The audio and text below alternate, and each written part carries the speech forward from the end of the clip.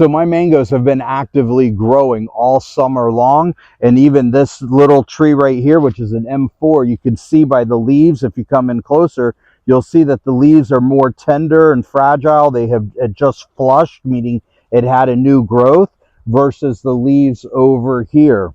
So anyway, but last night it was 59 degrees. So this is going to slow my growing down, which is awesome. It's kind of what I want at this time of year, because my trees have been a little bit too active. And as I walk around this orchard, some of them I was concerned that it may even have one more flush ahead of it. And so like this, if we go dormant, this may be great. Yeah, I want my trees to start to go dormant, because right now it's almost the 1st of November. So I need them to rest for 2-3 months to get ready for flowering, which, who knows, we may have an early flowering. If a cold front like this comes through, it's 59 degrees tonight.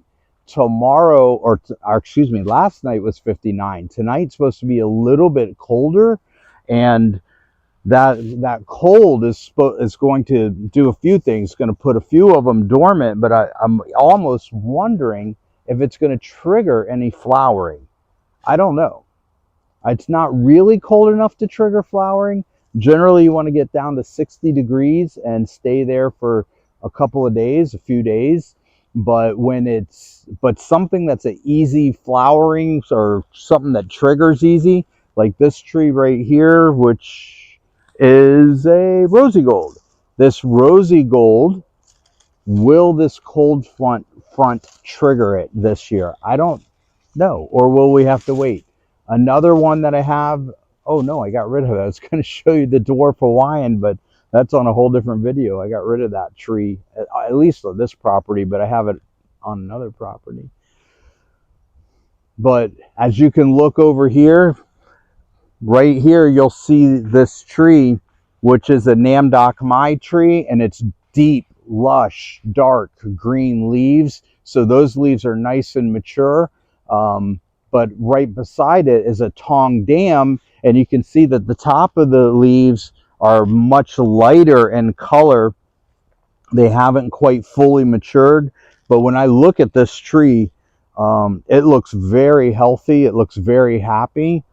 This is a slow growing tree. I can't wait to have this mango. I've only read about it. I've seen other people experience it. A couple videos of some traveling guy, and he experienced it. So I'm excited to enjoy this Tong Dam. I'm hoping these should mature up in time. And then next year I'll probably do a trim right there to get more branching. But Tong Dam. And then this one, I did call it a Namdok Mai, but technically it's a Namdok Mai Sia Tong. It's a little bit different than the Namdok Mai. Don't ask me to describe the flavor. I'm not a sommelier. I say that a lot. Very similar, is a little bit better, is a little more complex, I'll say that. Little larger around than the normal Namdok Mai. Maybe the yellow is a slightly different shade, maybe a little more deeper yellow, more canary. But it's a beautiful mango. I actually had a late season bloom on this about a month and a half ago, and I was hoping it would stay, but it did not. But here you can see this Angie tree, and in this Angie tree, you know, again, the dark, nice green leaves that are here, and then this new little bit of growth up here. Now, it's a good thing I'm walking out here. Looks like I'm going to have a little bit of a disease issue of some sort. So, what say ye? What do you guys believe? Little anthracnose or bugs? Usually it's the two, right? Anthracnose or bugs? Treat it for both. I do know lately everybody loves their, been talking about the Sri Lankan weevils. Come in here with the camera and see, you have one right here eating my leaf, and another one right there. I don't know if there's just been a bloom, but I've noticed a ton of them lately. Usually I don't overly get too worried about it, but sometimes I'll see a tree that really gets an infestation in one area and they start really going to work. At that time, I usually will spray for that to slow them down. Usually I use like Bayer Advanced, something at Home Depot. It's not super toxic. Actually, I use Bayer Advanced tomato and vegetable spray on this garden hose. It cost around, I think, $19, maybe 21. Don't do this. But anyway, the Bayer Advanced tomato spray, it works really well. It's not extremely potent and powerful. Like they say, you can even eat fruits and vegetables off of it. And usually I only spray here sort of when the fruits are not growing. So I don't have flowers, I don't have fruits. And for me, this is the time I would like to spray any sort of chemical like that. Fruit punch.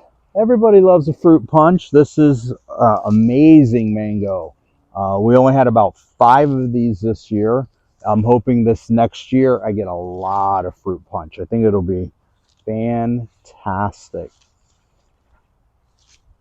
Phoenix. Now, Phoenix is the only tree that I did not get a chance to cut. The reason why is it had a couple late season mangoes hanging on, and with those late season mangoes hanging on, I didn't. I decided to not tip it. So next year I'll probably definitely pull those mangoes off a little earlier. Go ahead and clean this tree up, and then slow it down. But right beside this Phoenix here, I have this Honeykiss. Now this tree, not this tree, but the tree I ripped out of the ground. There's a video, maybe I'm not good at it, but I'll try to link it. But the video shows me ripping this tree out of the ground, sort of. I dug around it, of course. It was much bigger sugarloaf. It had really gotten tore up with thrips. And so I just didn't want to try to clean it up. I felt it would be easier to replant. This is a 7-gallon. I replanted it, about 2 months ago. And thankfully, we've had a lot of steady rains for 2 months, so it's been well watered in. I've hardly had to hand water this so far. But back to looking at this tree here, this is the Phoenix, and then right beside it is Honeykiss. Now I'm planning on purchasing 2 more of these. It was a highly requested mango by everybody, and it is fantastic and is a productive dwarfy or semi-dwarf tree. But this is a Honeykiss, and I'm going to get 2 more of these in. At least 2. And then right over here is another tree. So, well, the stump is right here. This was a bacon avocado. So this bacon avocado, I just never had luck with it. It didn't produce well. So now we're keeping this stump for my wife. She's going to put orchids, make it a orchid stand. But I just had no luck with production on this bacon avocado. So I took it out and I put this in, which is an early season mango. It's a vigorous tree. I have a lot of room for it.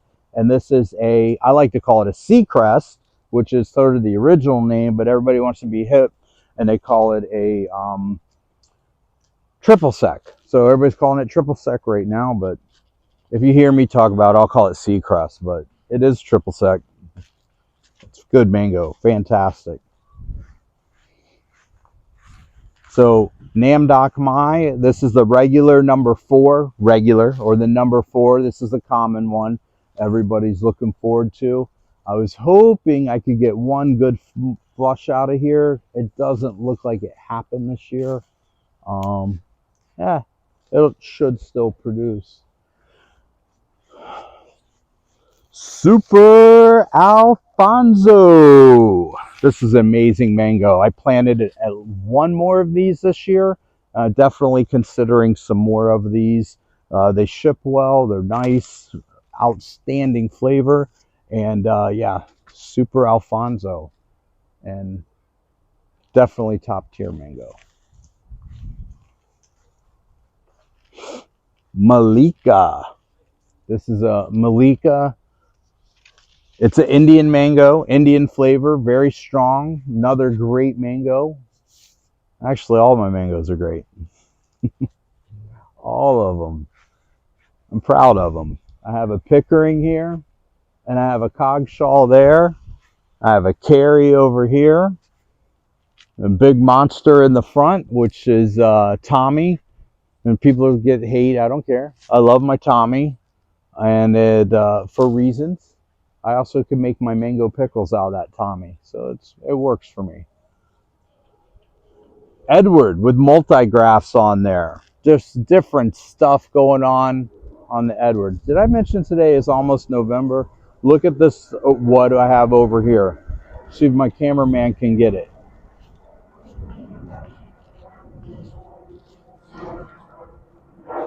Now this one is the Golden Queen. Great, fantastic mango. Mahachinook over here, but look over here through the fence. You might have to zoom or go over the fence. Now this is almost November, but right there is a lemon meringue. And I think it was because it was a third bloom. So right there it is, lemon meringue. And for this almost being November, and that still definitely has a few more weeks to be ripe, I hope you don't know where I live. So, very late season mango. Or actually, it's normally a very early season mango, but this year, I think it was a third bloom, and it's there, and I'm excited about it. This is a calamondine. Some people, all my Philippine friends, they know what this one is. Little calamondine, calamansi. And a big Mahachinook. Nice green. Looks healthy. This is, for me, one of my favorites. Some of them are sentimentally favorite. Yeah, whoa, look at the size of this leaf. That is crazy large. For context, most mango leaves are about, look at that. That is crazy. Anyway. All right. Hey, thanks for watching. And thank you guys for supporting me. And we all love mangoes.